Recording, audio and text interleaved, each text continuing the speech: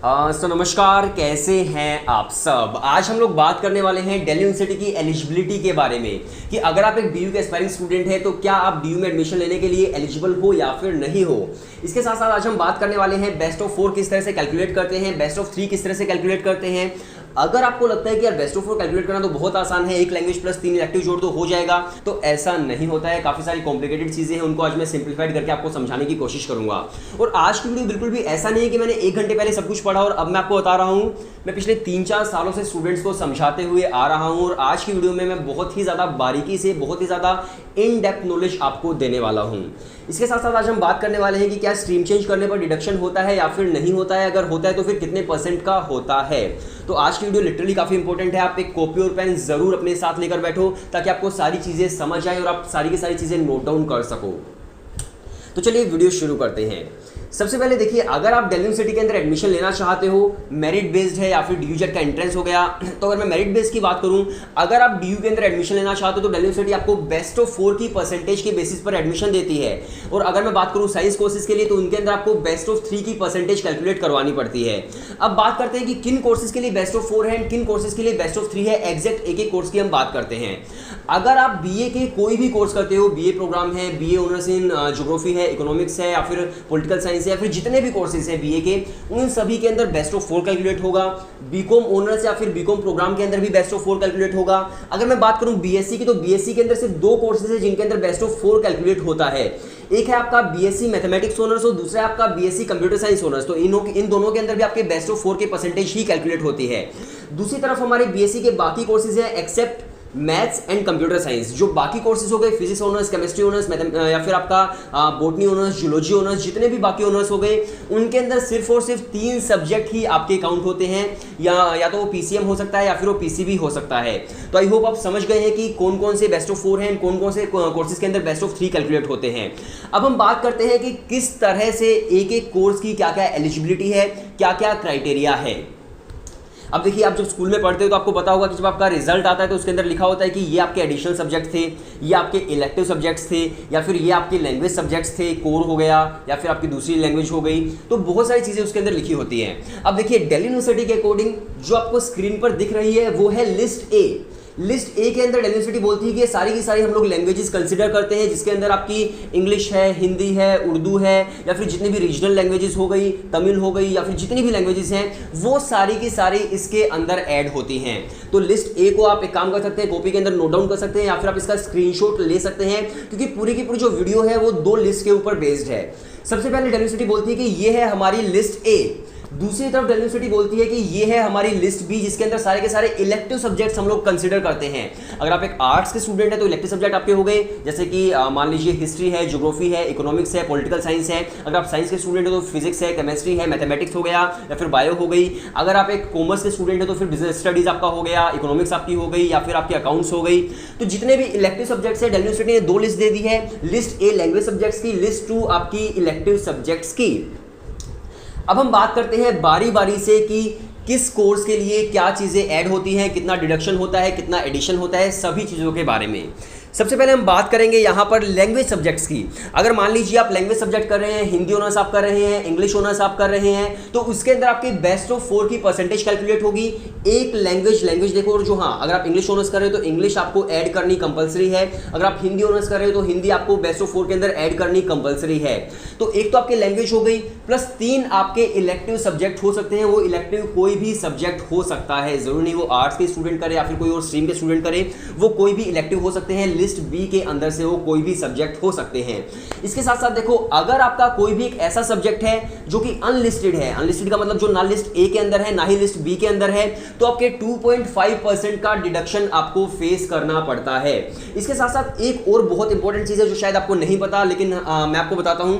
मान लीजिए अगर आप इंग्लिश ऑनर्स कर रहे हो या फिर आप हिंदी ऑनर्स कर रहे हो, अगर आपने वही पर्टिकुलर लैंग्वेज अपने स्कूल के अंदर एज इलेक्टिव पढ़ी है, एज कोर नहीं पढ़ी, आई होप आप समझने की कोशिश कर रहे हो।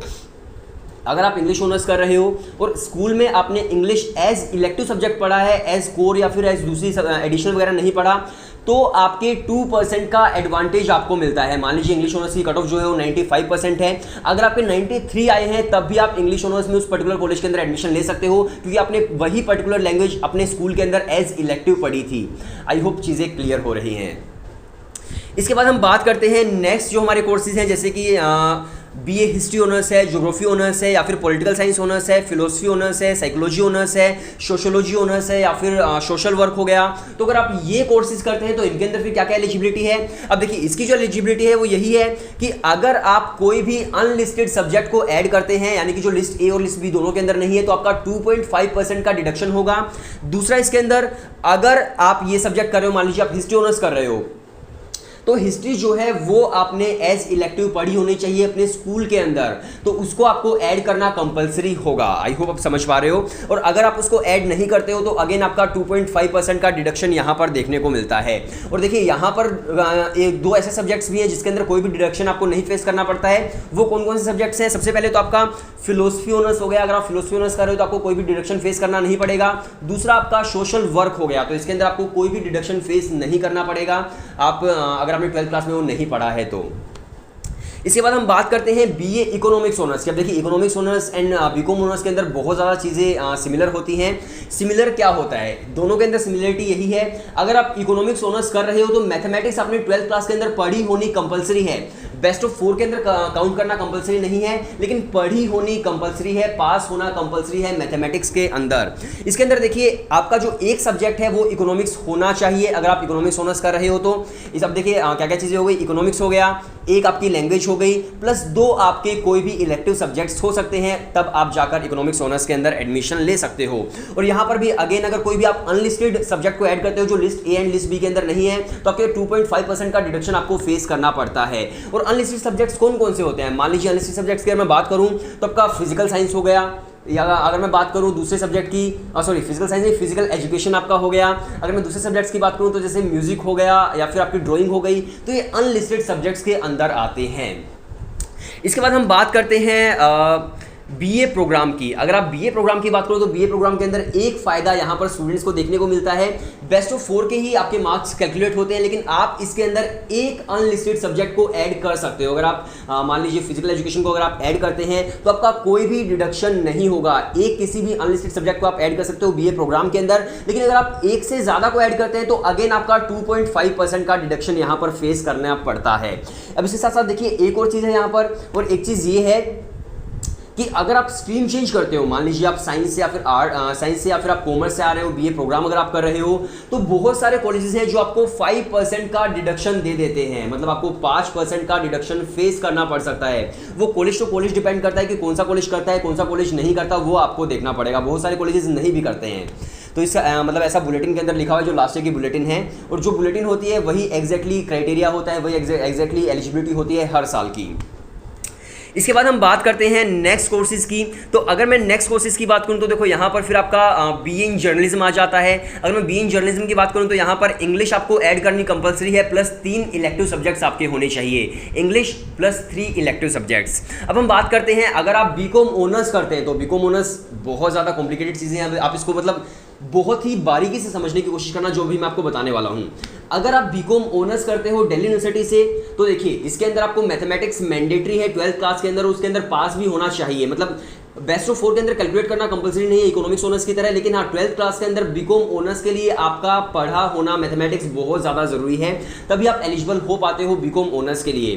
तो अगेन इसके अंदर भी यही होता है, एक लैंग्वेज प्लस 3 इलेक्टिव सब्जेक्ट्स, लेकिन इलेक्टिव सब्जेक्ट्स के अंदर इन्होंने कुछ आपको कुछ सब्जेक्ट्स आपको दे दिए हैं कि इन्हीं के अंदर से आपके इलेक्टिव सब्जेक्ट पर्टिकुलरली होने चाहिए। तो वो कौन कौन से हैं?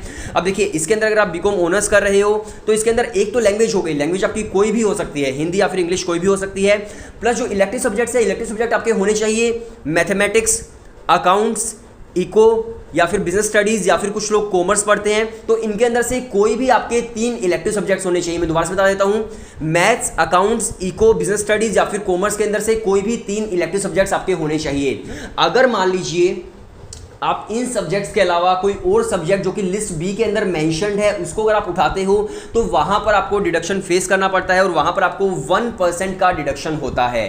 अब मान लीजिए कि आप सब्जेक्ट सारे के सारे वही ले रहे हो जो list A and list B के अंदर है, लेकिन यहाँ पर जो मेंशन्ड है उसके अलावा अगर आप लिस्ट बी के अंदर से कोई सब्जेक्ट ले रहे हो तो आपका 1% का आपका डिडक्शन होता है। और इसके अंदर देखो, मान लीजिए कि कौन स्टूडेंट है जो 1% का डिडक्शन लेंगे, वो स्टूडेंट होंगे जिन्होंने कॉमर्स नहीं की होगी। मान लीजिए कोई साइंस का स्टूडेंट है तो उसने तो फिर बिजनेस स्टडीज नहीं पढ़ी होगी, उसने तो फिर आपका अकाउंट्स नहीं पढ़ा होगा, उसने तो फिर जो इकोनॉमिक्स है वो भी नहीं पढ़ी होगी, तो उसको डिडक्शन फेस करना यहाँ पर पड़ेगा।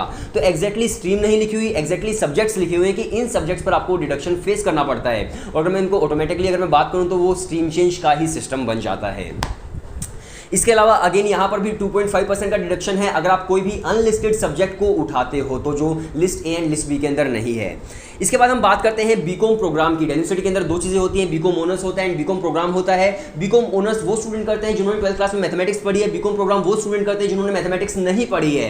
लेकिन बीकॉम ऑनर्स के बहुत सारे कॉलेजेस हैं, बीकॉम प्रोग्राम के बहुत सारे कॉलेजेस नहीं है। बीकॉम प्रोग्राम एसआरसीसी नहीं कराता, हंसराज नहीं कराता, हिंदू नहीं कराता, जो मेजर कॉलेजेस हैं वो बीकॉम प्रोग्राम नहीं कराते। लेकिन हाँ, जो वेंकटेश्वर है वो बहुत बेस्ट कॉलेज है, वहाँ से आप बीकॉम प्रोग्राम कर सकते हो, केएमसी से कर सकते हो, रामजस से कर सकते हो, डीसीएससी से कर सकते हो, अगर आप लड़की हो तो डीआरसी से कर सकते हो, या फिर एचजीटीबी खालसा कॉलेज से कर सकते हो, डीसीएससी से कर सकते हो, एआरएसडी से कर सकते हो। बहुत सारे कॉलेजेस हैं, मतलब कितनी सारी चीज़ें मुझे याद है यार यूनिवर्सिटी के बारे में तो अब वहाँ से बीकॉम प्रोग्राम कर सकते हो। अगर मैं बीकॉम प्रोग्राम की अगर आपको मैं एलिजिबिलिटी बताऊँ, क्राइटेरिया बताऊँ, तो एक्जैक्टली सेम बीकॉम ऑनर्स वाला ही एलिजिबिलिटी है, बिल्कुल सेम क्राइटेरिया। बस मैथमेटिक्स का वहाँ पर डिफरेंस है, यहाँ पर नॉन मैथ्स के स्टूडेंट भी एडमिशन ले सकते हैं।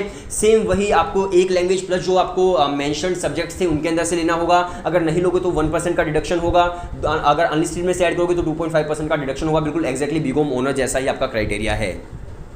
इसके बाद हम आ जाते हैं बीएससी पर। बीएससी देखिए साइंस के कोर्सेज हो गए, तो यहाँ पर भी आपको बहुत ही अच्छे से चीज़ों को समझने की ज़रूरत है। अगर मैं बात करूँ आपके BSc CS and BSc mathematics honours की, तो वहाँ पर बेस्ट ऑफ 4 ही कैलकुलेट होते हैं, बाकी में बेस्ट ऑफ 3 होते हैं।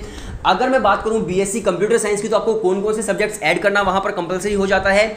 सबसे पहले तो आपको मैथमेटिक्स वहां पर ऐड करना है, मतलब मैथमेटिक्स आपको 12th क्लास में पढ़ी होनी चाहिए, प्लस आपको बेस्ट ऑफ 4 के अंदर ऐड करनी ही पड़ेगी। तो एक तो आपकी हो गई मैथमेटिक्स, दूसरा आपका कोई भी एक लैंग्वेज सब्जेक्ट हो गया, एंड तीसरे जो आपके 2 सब्जेक्ट्स होंगे, मतलब बेस्ट ऑफ 4 है तो सबसे पहले तो मैथमेटिक्स हो गई, प्लस एक आपकी लैंग्वेज हो गई, और बाकी के जो आपके इलेक्टिव सब्जेक्ट होंगे वो होने चाहिए फिजिक्स के अंदर से, केमिस्ट्री के अंदर से, कंप्यूटर साइंस के अंदर से, या फिर इंफॉर्मेशन प्रैक्टिसेस के अंदर से। तो इनके अंदर से आपके पूरे के पूरे सब्जेक्ट जो है वो होने चाहिए। आपको 2% का डिसएडवांटेज मिलता है अगर आप मान लीजिए किसी दूसरी स्ट्रीम से हैं और आपने 12th क्लास में मैथमेटिक्स पढ़ी है, फिर आप कंप्यूटर साइंस ऑनर्स करना चाहते हो तो। आई होप चीज़ें क्लियर हो गई। इसके बाद हम बात करते हैं बीएससी मैथमेटिक्स की या फिर बीएससी स्टैटिस्टिक्स की। अगर आप करते हो दिल्ली यूनिवर्सिटी से, तो अगेन वहां पर एक लैंग्वेज सब्जेक्ट आपको ऐड करनी है, दूसरा आपको मैथमेटिक्स ऐड करना है, और 2 आपके इलेक्टिव सब्जेक्ट होने चाहिए, वो कोई भी हो सकते हैं। फिर उसके बाद आप बीएससी मैथमेटिक्स कर सकते हो, बीएससी स्टैट्स आप कर सकते हो। अब मान लीजिए कि आप एक आर्ट्स के स्टूडेंट हो, या फिर मान लीजिए कि आप एक कॉमर्स के स्टूडेंट हो, आपको बीएससी मैथमेटिक्स करना है। अगर आपने 12th क्लास में मैथमेटिक्स पढ़ी है तो आपके पास एक मैथ्स हो गई, एक लैंग्वेज हो गई, 2 इलेक्टिव सब्जेक्ट हो गए, आप बीएससी मैथमेटिक्स ऑनर्स कर सकते हो। तो इसमें एज सच ऐसे कोई स्ट्रीम की एलिजिबिलिटी नहीं होती है, इसके अंदर सिर्फ और सिर्फ आपकी एलिजिबिलिटी होती है कि वो पर्टिकुलर सब्जेक्ट्स आपने पढ़े हैं या फिर नहीं पढ़े हैं।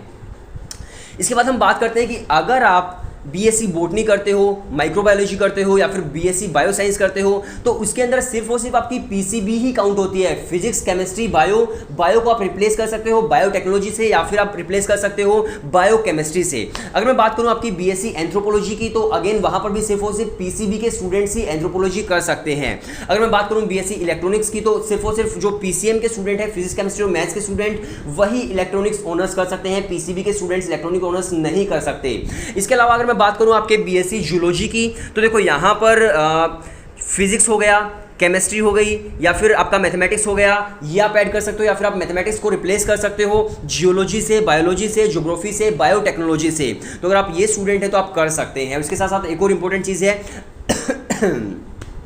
अगर आप बीएससी फिजिक्स ऑनर्स या फिर आप बीएससी केमिस्ट्री ऑनर्स करते हो दिल्ली यूनिवर्सिटी से, तो देखो उसके अंदर आप पीसीबी का, अगर कोई स्टूडेंट है किसी ने पीसीबी पढ़ा है, तो वो स्टूडेंट केमिस्ट्री ऑनर्स के अंदर एडमिशन नहीं ले सकता, वो स्टूडेंट फिजिक्स के अंदर एडमिशन नहीं ले सकता, क्योंकि इसके अंदर सिर्फ और सिर्फ 3 ही सब्जेक्ट ऐड होते हैं, जो कि फिजिक्स, केमिस्ट्री और मैथमेटिक्स है। तो अगर आपको केमिस्ट्री ऑनर्स करनी है तो आप पीसीएम से ही होने चाहिए, नॉन मेडिकल से ही होने चाहिए। मेडिकल के student chemistry honours Delhi university से नहीं कर सकते, और ना ही फिजिक्स ऑनर्स वहाँ से कर सकते हैं।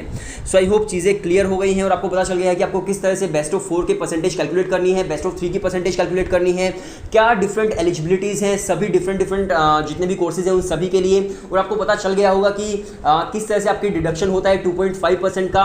एग्जैक्टली वो स्ट्रीम चेंज पर नहीं होता है, एग्जैक्टली वो होता है अगर आपके पास जो क्राइटेरिया दिया गया है, जो सब्जेक्ट्स दिए गए हैं, अगर वो आपके पास नहीं है तब आपका 2.5% का डिडक्शन होता है। मान लीजिए अगर आप हिस्ट्री ऑनर्स कर रहे हो और आपने 12th क्लास के अंदर हिस्ट्री नहीं पढ़ी तो आपका 2.5% का डिडक्शन हो जाएगा। और हिस्ट्री किन स्टूडेंट्स ने नहीं पढ़ी होती, या तो जो साइंस के स्टूडेंट्स हैं उन्होंने नहीं पढ़ी, या फिर जो कॉमर्स के स्टूडेंट्स हैं उन्होंने नहीं पढ़ी, तो अगर वो हिस्ट्री ऑनर्स करते हैं तो 2.5% का उन्हें डिडक्शन फेस करना पड़ेगा। और इसके साथ साथ वो स्टूडेंट जो आर्ट्स से है लेकिन उन्होंने 12th क्लास के अंदर हिस्ट्री नहीं पढ़ी, उन्होंने मान लीजिए इकोनॉमिक्स पढ़ लिया, पॉलिटिकल साइंस पढ़ लिया, ज्योग्राफी पढ़ ली, तो उनके भी 2.5% यहाँ पर डिडक्ट होंगे अगर उन्होंने वो सब्जेक्ट नहीं पढ़ा है तो। सो आई होप चीज़ें क्लियर हो गई हैं। डेल यूनिवर्सिटी के बारे में आपको काफ़ी सारी चीज़ें आज जानने को मिली होंगी। सो वीडियो देखने के लिए शुक्रिया। आप लोग चैनल सब्सक्राइब कर लीजिए। और एक और इन्फॉर्मेशन मैं आपको देना चाहूँगा, अब मान लीजिए अगर आप DUJET दे रहे हो, अगर आप एंट्रेंस एग्जाम दे रहे हो, Delhi university joint admission test, तो वहाँ पर 35% की वेटेज 12th क्लास की परसेंटेज की भी होती है। और 12th क्लास की परसेंटेज के अंदर इंग्लिश एंड मैथमेटिक्स जो है वो आपको ऐड करना कंपलसरी होता है, और मतलब वो मिला करके आपकी बेस्ट ऑफ 4 बनती है। इंग्लिश हो गया, मैथमेटिक्स हो गया, और जो बाकी आपके 2 इलेक्टिव सब्जेक्ट होंगे, अगर आपके पास वो है तभी आप DUJET दे सकते हो। अगर आप आर्ट्स के स्टूडेंट हो, आपने 12th क्लास के अंदर मैथमेटिक्स एंड इंग्लिश पढ़ा है तो आप DUJET दे सकते हो। कॉमर्स के स्टूडेंट हो, अगर आपने मैथमेटिक्स नहीं पढ़ा तो आप नहीं दे पाओगे, अगर मैथमेटिक्स और इंग्लिश पढ़ा है तो आप दे सकते हो। इसी तरह से एक्जैक्टली अगर आप साइंस के स्टूडेंट हो तो आप दे सकते हो। तो आई होप चीज़ें क्लियर हो गई हैं। सो वीडियो देखने के लिए शुक्रिया। अगर आप DUJET की प्रिपरेशन करना चाहते हो, Delhi university joint admission test की अगर आप प्रिपरेशन करना चाहते हो, डेल यूनिवर्सिटी के अंदर BBA, BMS और BBE करना चाहते हो, तो हम लोग आपकी प्रिपरेशन करवाते हैं। व्हाट्सएप नंबर डिस्क्रिप्शन के अंदर है, आप हमें वहाँ पर व्हाट्सएप पर मैसेज कर दीजिए, हम लोग आपको डेमो वीडियो सेंड कर देंगे। अगर आपको डेमो वीडियोस पसंद आती है तो आप क्रैश कोर्स के अंदर एनरोल कर सकते हैं। सो वीडियो देखने के लिए शुक्रिया। और अभी वीडियो हो चुकी है हमारी 16 मिनट्स की।